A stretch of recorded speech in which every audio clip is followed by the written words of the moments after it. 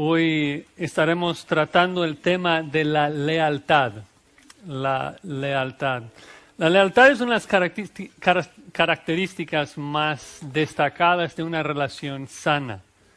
Y muchos de ustedes saben de que hay una palabra hebrea muy común en el Antiguo Testamento, Hesed.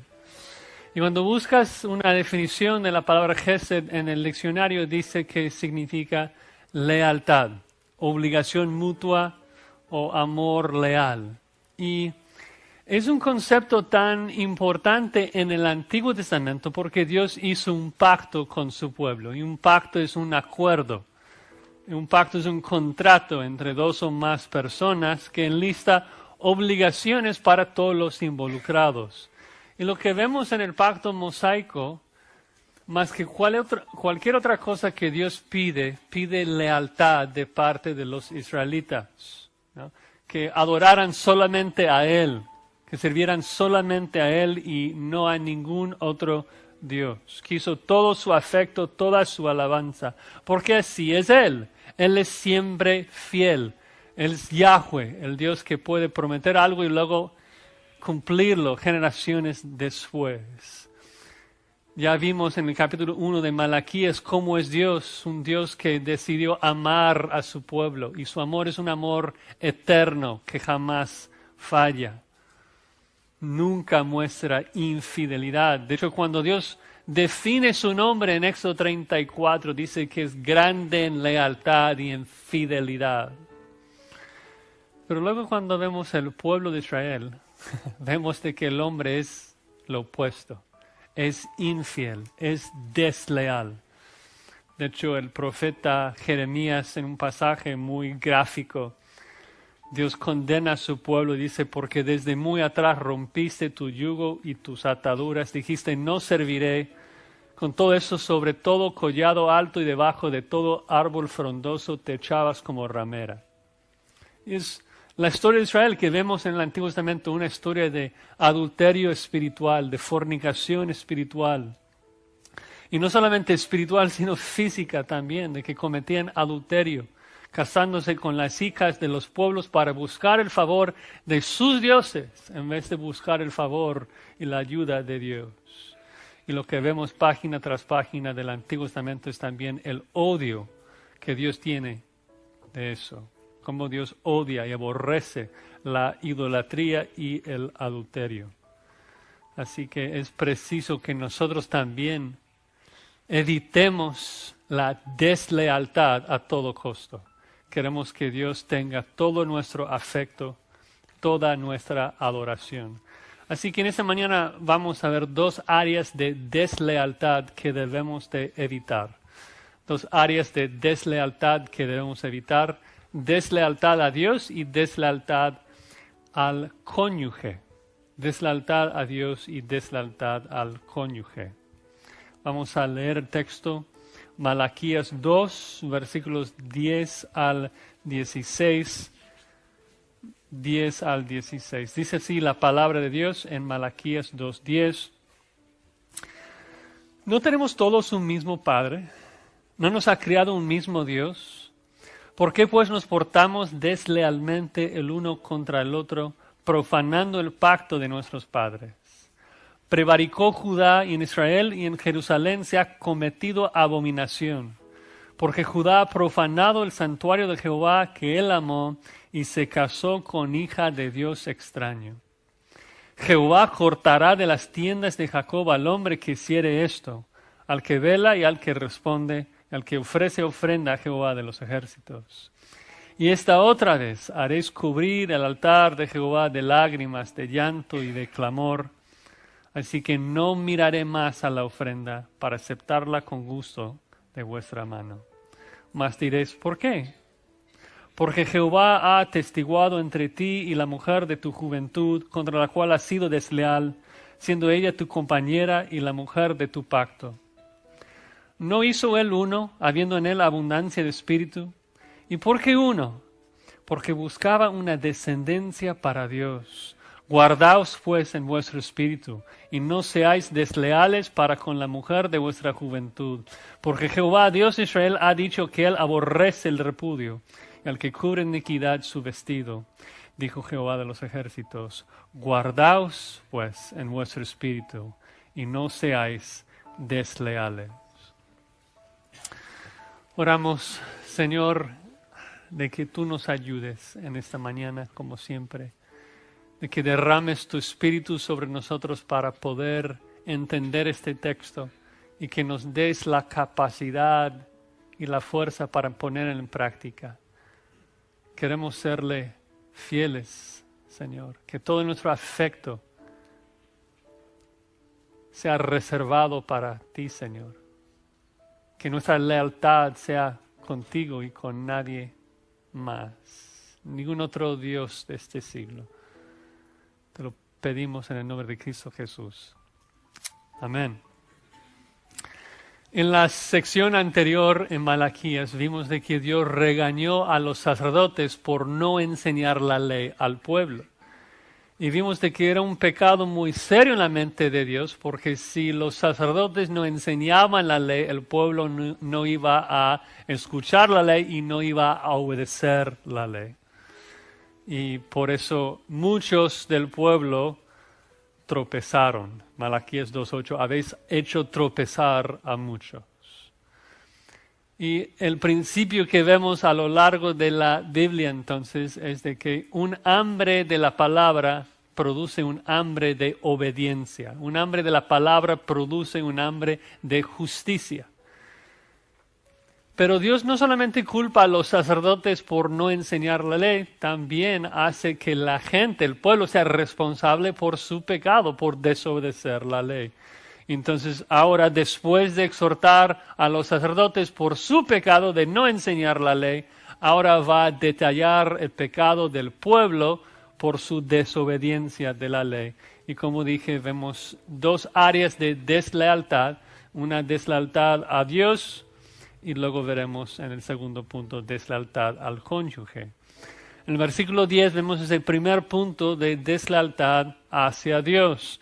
Entonces empieza con dos preguntas retóricas, de que todos tienen el mismo Padre, el mismo Dios, verdades aceptadas. Dios dijo en Éxodo 4, Israel es mi primogénito, mi hijo, ¿no? Luego Génesis 1, sabemos de que todo humano tiene el mismo creador, ¿no? Entonces Dios creó a los israelitas, los estableció como su pueblo, sus hijos. Y tal vez lo que estamos esperando acá en Malaquías 2 sería, que Dios otra vez les va a decir, si soy padre, ¿dónde está mi honra? Y si soy creador, ¿dónde está mi temor? Pero en vez de decir esto, dice, ¿por qué pues nos portamos deslealmente el uno contra el otro? Ahora, no especifica todavía el pecado en particular, veremos más tarde de que se divorciaron de sus esposas judías y se casaron con mujeres de otro Dios. Pero acá solamente el concepto de que estaban siendo desleales. Y dice, yo soy padre y soy creador. El punto es de que si yo soy el padre de todos ustedes, si soy creador de todos ustedes, eso significa que todos ustedes son mis hijos. Y si todos ustedes son mis hijos, significa que son hermanos. Y si son hermanos, son familiares. ¿Cómo vas a traicionar a tu propia familia? Eso no se hace. Eso es un argumento que vemos muy a menudo en la Escritura, de que si Dios es nuestro Padre, no podemos maltratar a nuestros hermanos. ¿Recuerdan? Allí en 1 Juan 5. Juan dice que es imposible que uno ame a Dios si no ama a los engendrados por Él, a sus hijos, a los hermanos suyos, nuestros hermanos.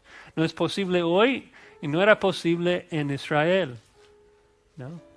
Entonces, primero establece de que los israelitas estaban siendo desleales el uno contra el otro. Contra el otro.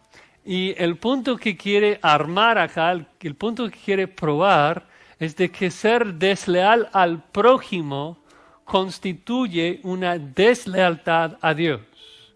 Si somos desleales el uno contra el otro, de que esto constituye deslealtad hacia Dios. Y comienza a armar el argumento, diciendo en primer lugar de que al ser desleal el uno contra el otro, estaban profanando el pacto de sus padres. Ven ahí el final del versículo 10, profanando el pacto de nuestros padres. Deslealtad a los hermanos equivale a una transgresión del pacto divino. Profanar es una palabra muy seria, muy fuerte en el Antiguo Testamento. Significa contaminar. Por ejemplo, en Levítico 18, Moisés describe la práctica de ofrecer un hijo por el fuego a Moloc con esa misma palabra. Dice, no des tu hijo para ofrecerlo por fuego a Moloc, no contamines así el nombre de tu Dios. Yo, Jehová. Entonces, está armando el argumento diciendo, los israelitas estaban haciendo algo, una deslealtad el uno contra el otro, que profanaba el pacto mosaico, que profanaba el pacto de sus padres. Y la pregunta es, ¿cómo es de que la deslealtad el uno contra el otro constituía una profanación del pacto? Y creo que la respuesta viene cuando pensamos y meditamos en lo que es la ley. ¿Cuál era ese pacto? ¿No? Que Dios promete de que va a amar a su pueblo. ¿Y qué es lo que el pueblo tenía que hacer? ¿Cuál era su parte del pacto? Bueno, Jesucristo nos dice de que el pacto se puede resumir con solamente dos instrucciones. Amar a Dios con todo el corazón, toda la mente, todas las fuerzas. Vimos en Malaquías 1 de que el pueblo no amaba a Dios. Luego el segundo mandamiento era amar al prójimo como a ti mismo. La regla de oro, que no se encuentra en primera instancia en el Nuevo Testamento, sino que se encuentra en Levítico 19, versículo 18. No te vengarás ni guardarás rencor a los hijos de tu pueblo, sino amarás a tu prójimo como a ti mismo.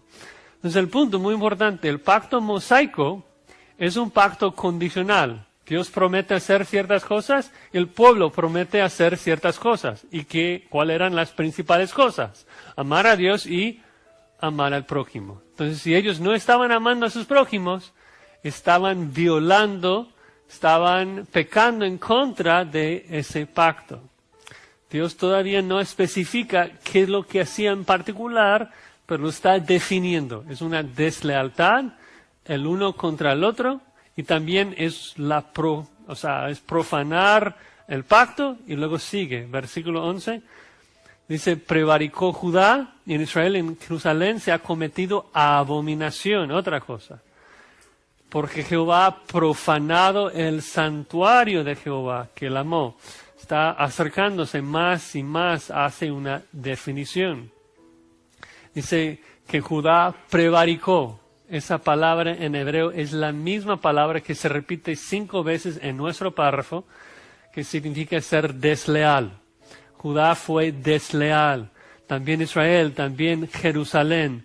3 nombres que se usan de manera intercambiable. Se refiere a los judíos, ¿no? El reino ya no está dividido. Todos los israelitas viven en Jerusalén.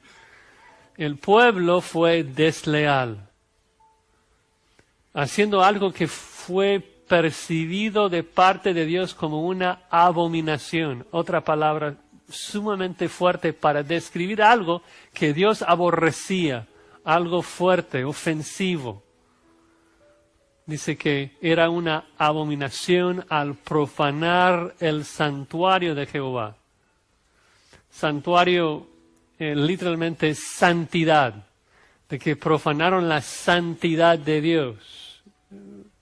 Muchas traducciones ponen santuario porque por el contexto cuando dice la santidad de Jehová que Él ama, se da por sentado de que habla del lugar de su santidad. Pero el punto es lo mismo, de que Dios constituye, Dios piensa que esta deslealtad contra el prójimo ha no solamente profanado el pacto, sino que ha profanado la misma santidad de Dios. Y te das cuenta de que el argumento se va calentando, ¿no? O sea, no les ha dicho todavía qué es lo que han hecho, pero quiere describirlo en los términos más gráficos, más terribles posible. O sea, has profanado, has contaminado en todo, en la cosa más fea que aborrezco. Y después de todo ese preámbulo, dice, se casó con hija de Dios extraño. Y ahora se entiende. Es un acto de deslealtad contra el prójimo. Primero porque el más prójimo, la esposa, fue divorciada, abandonada. Luego el padre de ella, la familia de ella, que fue abandonada, divorciada. También ese acto profana el pacto de sus padres, porque parte del pacto mosaico, Deuteronomio 7, es de que no debían casarse con las hijas de los dioses extraños. Y por encima de todo profana la misma santidad de Dios porque infecta toda su adoración, traer a esos hijos a la congregación de los judíos.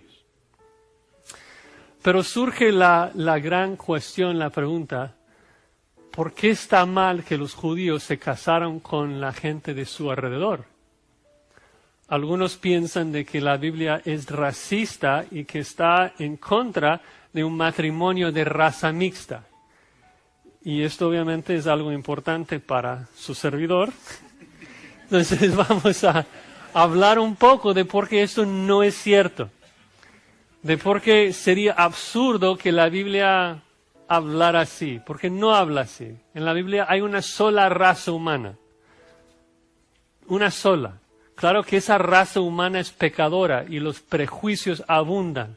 Entonces mi orgullo me hace pensar de que el color de mi piel es superior al color de su piel. ¿Por qué? Porque soy orgulloso y pienso que soy el mejor. Y obviamente la Biblia denuncia y habla en contra de ese tipo de pecado. Pero el Antiguo Testamento en ningún lugar condena un matrimonio de raza mixta, porque no lo define así.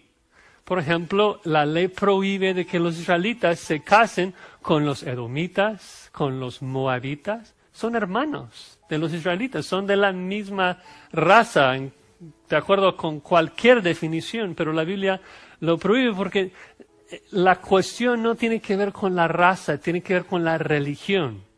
Es por eso que Ruth, la moabita, cuando en Ruth capítulo 1 se convierte y dice Jehová es mi Dios, ya está bien que en el capítulo 3 se case con Booz, ya está bien en el capítulo 4 de que sea parte del linaje del Mesías. ¿Por qué? Porque es adoradora de Jehová. Y esto es así desde el principio de la ley. Si regresan a Deuteronomio 7, nomás rápidamente, Deuteronomio 7, Moisés explica la razón de por qué los judíos no debían casarse con la gente de afuera y no tiene que ver con raza, tiene que ver con religión. Deuteronomio 7, versículo 3 dice lo siguiente: no emparentarás con ellas, ni darás tu hija a su hijo, ni tomarás a su hija para tu hijo. ¿Por qué? ¿Porque son de otra raza? No. Porque desviará tu hijo de en pos de mí y servirán a dioses ajenos. Y el furor de Jehová se encenderá sobre vosotros y te destruirá pronto. Mas así habéis de hacer con ellos. Sus altares destruiréis y quebraréis sus estatuas. Destruiréis sus imágenes de acera y quemaréis sus esculturas en el fuego. Los judíos en tiempo de Malaquías estaban profanando el pacto, estaban profanando la santidad de Dios porque trajeron la adoración de demonios al templo, porque trajeron la idolatría al templo y a la nación. Y Dios no quiso esto. En la arqueología, lo que encuentran en las sinagogas en muchas ciudades es un ídolo que representa a Jehová y otro ídolo de su esposa Acera al lado. Y Dios odiaba esto, aborrecía eso. Quiso que las naciones le temieran a Él, no que Israel temiera a los dioses de las naciones. Afrenta su santidad. Es más, veremos más tarde en el versículo 15 que los matrimonios de religiones mixtas también produjeron hijos impuros, hijos que adoraban a los dioses de su padre y de su madre. Es un pecado serio, por eso Dios declara en el versículo 12, Jehová cortará de las tiendas de Jacob al hombre que hiciere esto, al que vela y al que responde. al que ofrece ofrenda a Jehová de los ejércitos. Será cortado entre su pueblo. Una frase común en el Antiguo Testamento. Creo que la idea es excomulgarle, es privarle de descendencia, privarle de las bendiciones de la nación. La persona que se casa con la hija de un Dios extraño ya no podrá ofrecer nada a Jehová, ya no tiene acceso al templo. Eso significa que si no se arrepiente, no tendrá sus pecados perdonados en el día de expiación y terminará en el infierno. ¿No? Entonces es serio, muy serio. ¿A quiénes aplica esto? Dice cualquiera que lo hace. Cortado al hombre que hiciera eso, y luego agrega al que vela y al que responde. Los comentaristas dicen que es un dicho judío que divide a todo ser humano entre solamente dos categorías, los que velan y los que claman. Sería como decir los que están despiertos y los que están dormidos. ¿Quién más hay?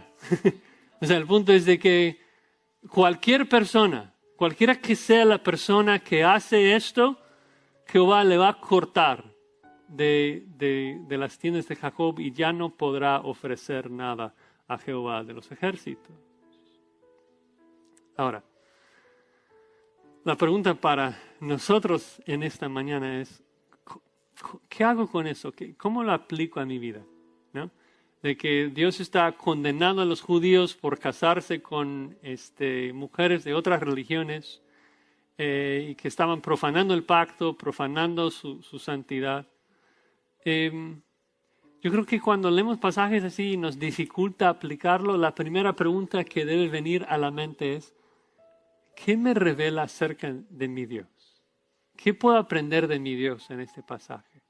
Yo creo que tal vez la cosa que más nos revela es cómo es de que Dios ve nuestra deslealtad. ¿Cómo es de que Dios lo ve cuando nosotros nos mezclamos con el mundo? O sea, una forma obvia de aplicar el texto sería de que Dios no quiere que un cristiano se case con un incrédulo. Obvio, ¿no? 1 Corintios 7 dice que el creyente puede casarse con tal que sea en el Señor. Eso es obvio.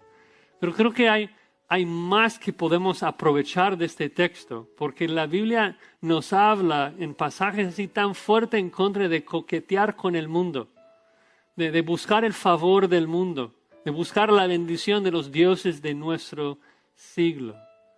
Recuerdan, vayan a 2 Corintios. 2 Corintios capítulo 6, un pasaje que a veces se usa para hablar en contra de casarse con un incrédulo, pero habla mucho más de esto. Habla de trabajar con el mundo, de tener comunión con el mundo. 2 Corintios 6, 14. 2 Corintios 6, 14. El contexto es colaborar, convivir, tener comunión con incrédulos. Y dice Pablo, no os unáis en yugo desigual con los incrédulos. ¿Por qué? ¿Qué compañerismo tiene la justicia con la injusticia? ¿Qué comunión la luz con las tinieblas? ¿Qué concordia Cristo con Belial? ¿O qué parte el creyente con el incrédulo? ¿Qué acuerdo hay entre el templo de Dios y los ídolos? Porque vosotros sois templo de Dios viviente. Como Dios dijo, habitaré y andaré entre ellos, seré su Dios, ellos serán mi pueblo. Por lo cual salid de en medio de ellos, apartaos, dice el Señor, y no toquéis lo inmundo. Y yo os recibiré, seré para vosotros por Padre, y vosotros me seréis hijos e hijas, dice el Señor Todopoderoso. Muchos pasajes de la Biblia que hablan de esto. Santiago 4, oh almas adúlteras, ¿no sabéis que la amistad con el mundo es enemistad contra Dios? Dios busca nuestra santidad, que seamos diferentes del mundo, que no nos portemos como ellos, que no vivamos como ellos. Si adoras a los dioses de este mundo para buscar la prosperidad que ellos ofrecen, Dios lo aborrece. Si crees que tu jefe secular te va a favorecer, si mientes como los demás, si exageras como los demás, es que estás buscando la prosperidad que el Dios de este siglo te promete Y Dios la aborrece. Quiere que nos portemos de manera santa, diferente. Si me dices de que tu mejor amigo es un incrédulo, tengo preguntas. Porque si le estuvieras evangelizando bíblicamente, o se va a convertir o te va a aborrecer, porque odia a tu Señor Jesucristo. Es imposible que un hijo de Jehová tenga comunión con la hija de Moloch. Es imposible. Era imposible en Israel y es imposible hoy. Dejemos de servir los dioses de este siglo. Tenemos que obedecer a Dios. Anécdota, paréntesis. Si me dices, Josías, ya me casé con un incrédulo, ¿qué hago? Bueno, hay un poco de contexto. No es de reírse, o sea, es serio. El contexto del Antiguo Testamento es diferente. A lo mejor van a ver de que esas personas en Malaquías 2 que se casaron con esas incrédulas, luego más tarde en Nehemías 13, Dios manda que hagan un divorcio masivo. Y hay gente que usa esos ejemplos como pretexto del divorcio. Y no es así. No es así. El contexto del antiguo pacto, ellos en una teocracia con Dios, con la ley de Moisés siendo la ley de la nación, era un factor diferente. No puedo entrar en todos los detalles. Pero para nosotros, si tienes curiosidad, luego cuando llegues a casa, 1 de Pedro 3, 1 al 7, 1 Pedro 3, 1 al 7 y 1 Corintios 7, 7 al 16, dicen de manera explícita que un creyente ya casado con un incrédulo no debe abandonarlo, sino que debe vivir de manera santa para buscar ganar a su marido o su esposa para Cristo, ¿no? El incrédulo debe ver la belleza del Evangelio en la vida de su cónyuge para que sea salvo, ¿no? Un divorcio pecaminoso no es una opción, ¿sí? Primer punto, entonces, debemos evitar la deslealtad a Dios. Debemos salir de este mundo en términos de ya no tener comunión con Él. Eso significa que el único punto de contacto, de comunión, mejor dicho, que tenemos con el mundo es el Evangelio. Cuando invitas a tu vecino a cenar, no lo haces para hacerse amigo con él, sino lo haces para hacerse hermano con él. Lo haces con el deseo y la pasión de poder verlo adorando a Cristo. Lo haces para evangelizarlo, no para convivir con su pecado. ¿Sí me explico? Debemos enfrentar al mundo, debemos vivir en el mundo y alcanzarlo para Cristo, pero nunca dejando que ellos nos contaminen, ¿no? Nunca abrazando su pecado, sino confrontando su pecado y su oscuridad con la luz de Cristo, ¿no? Bueno, sé que algunas cosas son diferentes. La tentación de Israel de casarse con esas hijas para buscar el favor de demonios y de otros dioses es algo muy ajeno a nuestra experiencia. Pero el propósito de deslealtad me parece idéntico. De que muchas veces buscamos la prosperidad que el mundo nos ofrece por medio de los dioses de este siglo. Materialismo, lo que sea. De que si yo hago lo que ellos hacen, su Dios me va a prosperar como ellos son prosperados. Y Dios dice, no, yo quiero que vivas diferente, santo, y que toda tu lealtad sea para mí, para Dios. Amén. Segunda área de deslealtad que debemos de evitar, versículo 13, deslealtad al cónyuge. Este punto tiene mucho que ver con la pureza, Dice en el versículo 13, esta otra vez haré cubrir el altar de Jehová de lágrimas, de llanto, de clamor. Así que no miraré más la ofrenda para aceptarla con gusto de vuestra mano. Ya hemos visto esto. en otras ocasiones en Malaquías. Dios está harto de sus sacrificios, de sus oraciones. Ofrecen algo a Moloch y luego de repente lo ofrecen a él con las manos sucias. Y Dios dice, ya no quiere tus sacrificios, mejor que alguien cierre las puertas. Sus ofrendas y oraciones son abominaciones.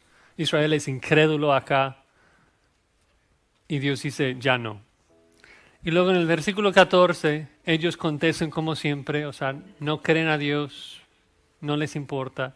Dice, ¿por qué? ¿Por qué no vas a aceptar mi ofrenda? Y Dios dice, porque Jehová ha testiguado entre ti y la mujer de tu juventud, contra la cual has sido desleal, siendo ella tu compañera, la mujer de tu pacto. O sea, obvio, si se casaron con la hija de Dios extraño, es que antes se habían abandonado a sus esposas judías. Han sido infieles. ¿No? Han sido desleales a sus parejas, compañeras como pareja. Y creo que por la ley de Israel, por la ley de Moisés que prohíbe esos matrimonios, Dios ni siquiera ve como esos matrimonios como si fuera algo legal. Porque más tarde, como dije en Nehemías, Dios va a pedir que anularan esos matrimonios y que regresaran con sus esposas originales. Y no sería así hoy. Si tú me dices, oye, es de que Josías, cuando recién me casé con un incrédulo, luego nos divorciamos, ahora me casé de nuevo, así que lo voy a dejar y regresar con la original. No es así hoy. No estamos bajo la ley de Moisés, estamos bajo la ley de Cristo y la ley de nuestra nación. Entonces no estamos diciendo esto y no estamos aprovechando y extrayendo ese tipo de principios, sino el principio de cómo Dios aborrece la deslealtad. ¿No?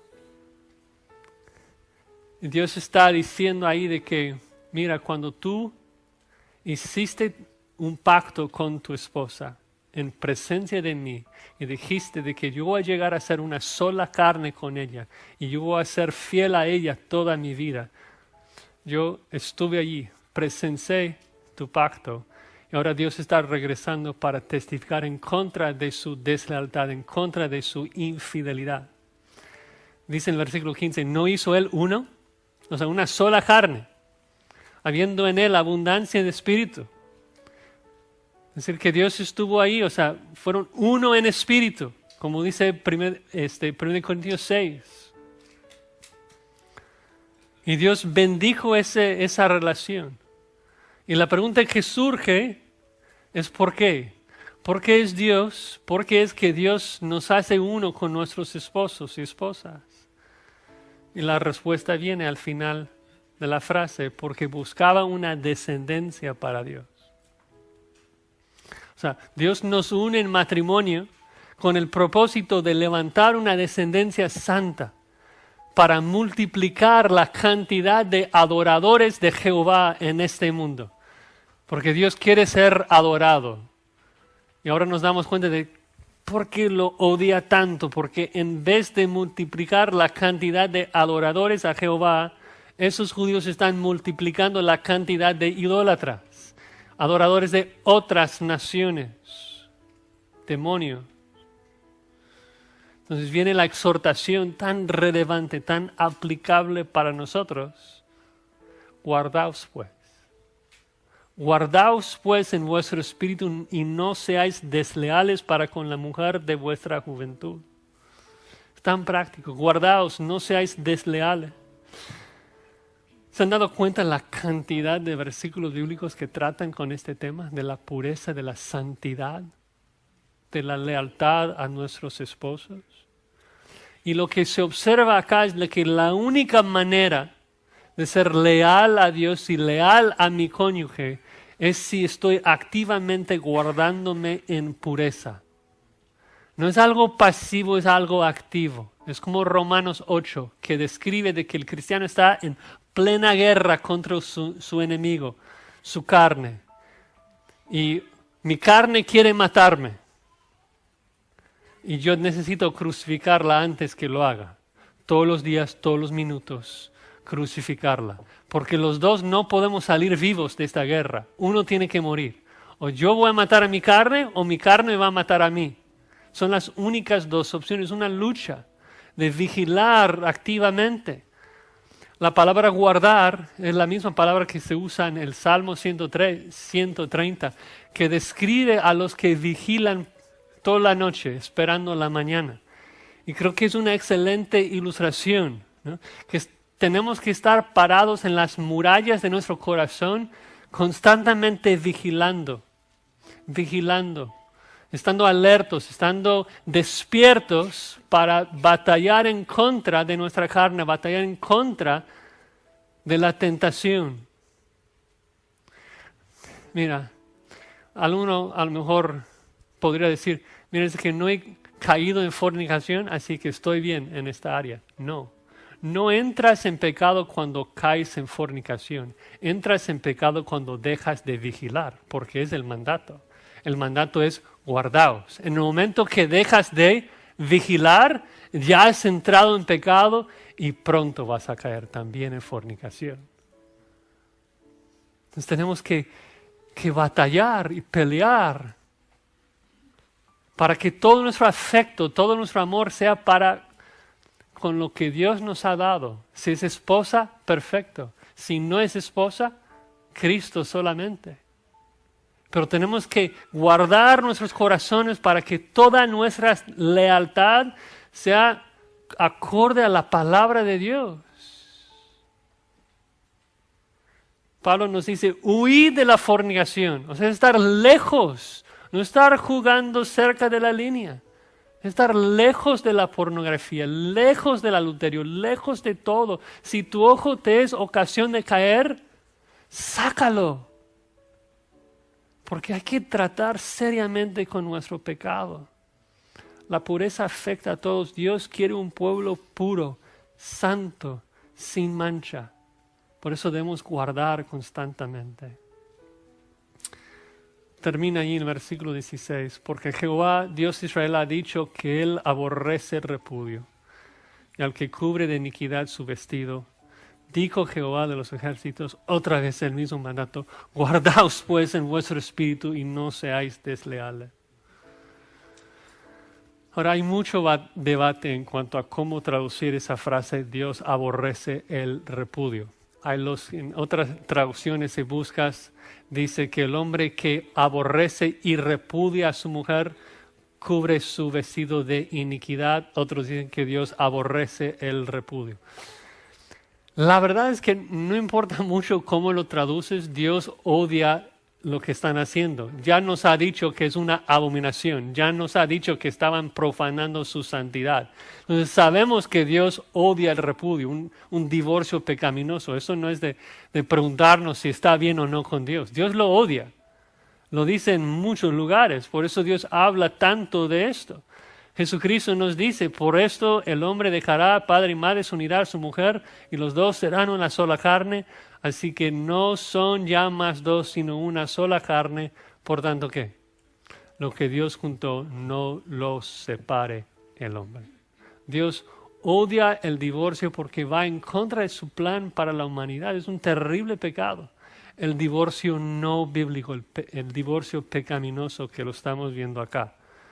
Otro paréntesis teológico.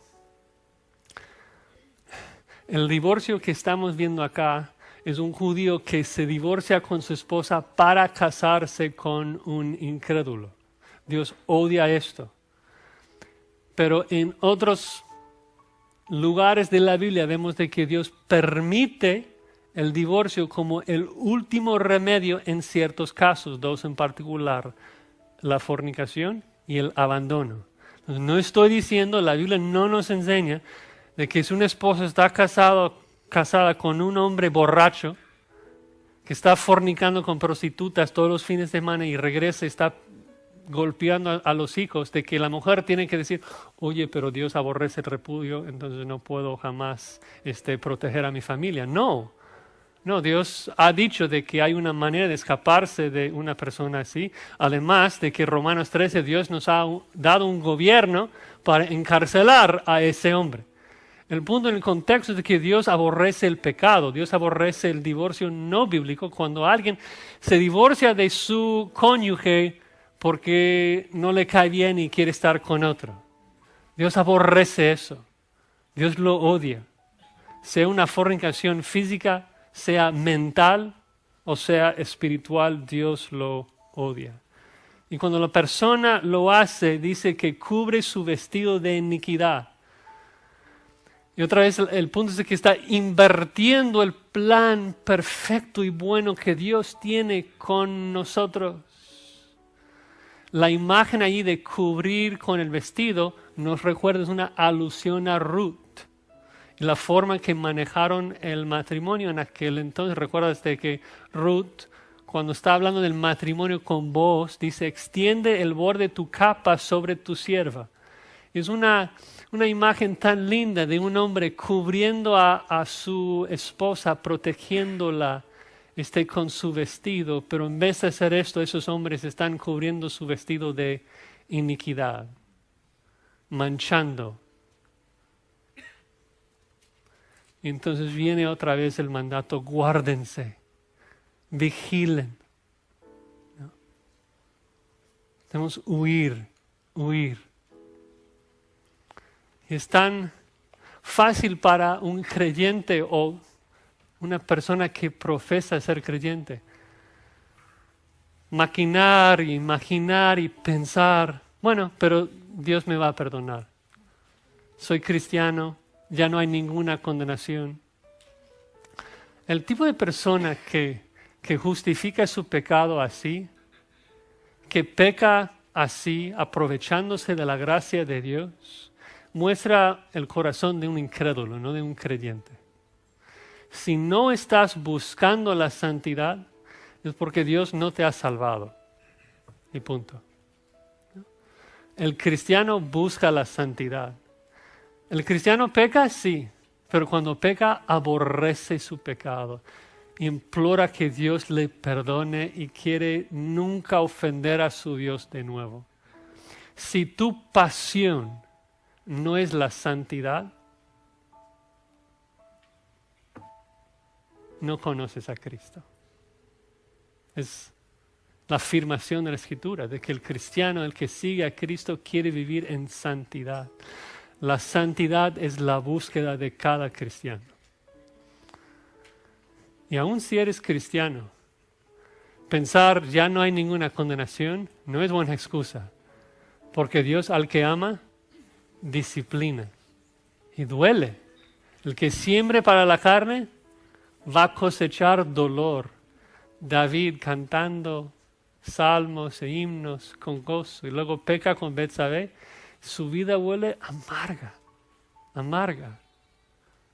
Hay que huir de la fornicación, huir de ella todos los días. Conclusión, hay un libro histórico famoso titulado El vigilante se durmió. No es un libro de chiste, narra el ataque sorpresa de los árabes contra de Israel en el día de la expiación, 1973. Fácil de imaginar de qué se trata el libro. La nación de Israel estuvo de luto en el día de expiación, cuando se arma la batalla. En las primeras horas del día, algunos dudaban si era inminente o no el ataque. Y luego algunos países, incluyendo los Estados Unidos, exhortó a Israel a no realizar un ataque preventivo. Así que Israel básicamente no se preparó y hubo muchísimas pérdidas. Y estaba pensando otra vez en ese ejemplo de guardarnos, de vigilar. Y pensé, pero nuestro caso es tan diferente, porque no somos como el vigilante que está ahí día tras día, anhelaban el día porque ningún ataque viene y están aburridos, porque está allí todas las noches vigilando cuando nadie se acerca. Nosotros estamos en plena guerra con el enemigo, ¿no? O sea, es incesante. Satanás nos bombardea sin cesar con sus dardos de fuego. No es cuestión de ver si va a atacar o no esta noche. Va a atacar. La pregunta solamente es cómo, dónde y con cuántas tropas para organizar un ataque preventivo, para meditar y estar listo con la palabra de Dios para matar esa tentación. Y esto como que nos regresa al contexto de Malaquías. ¿Por qué es que el pueblo de Israel está en esa situación? Porque hubo un hambre de la palabra.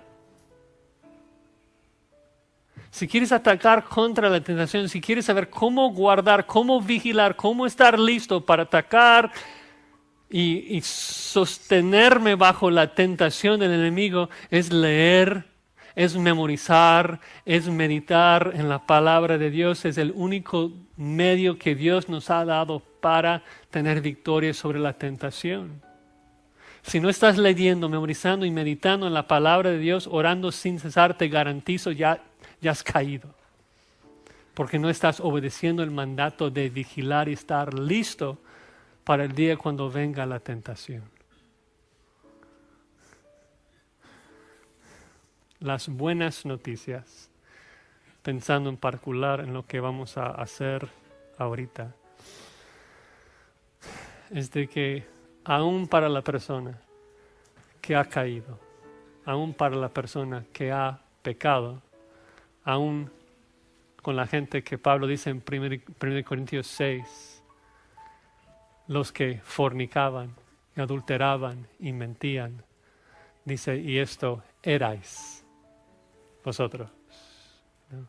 Pero por medio de la cruz del Calvario, aunque nuestro pecado fuese tan rojo como el carmesí, si confesamos y confiamos en Cristo, puede ser tan blanca como la nieve. Cristo nos ofrece un perdón completo. Y en particular cuando pensamos en ese pecado sexual, tentación, nos hace sentir tan sucios. Y escuchar las noticias de que Cristo nos borra todo el pecado para presentarnos a Dios como una esposa sin mancha, completamente irreprensible delante de Dios, son noticias tan buenas de que Cristo nos lava al 100%. Así que vamos a orar y dar gracias a Dios por su salvación. Señor, damos gracias por tu palabra que nos arma para la batalla. Y te rogamos, Señor, no solamente que nos perdones, pero que también nos des fuerza para vigilar el corazón y nunca serte desleal. Queremos que todo nuestro afecto y toda nuestra lealtad sea para ti, Señor, para tu gloria y para tu honra. Te lo pedimos en el nombre de Cristo. Amén.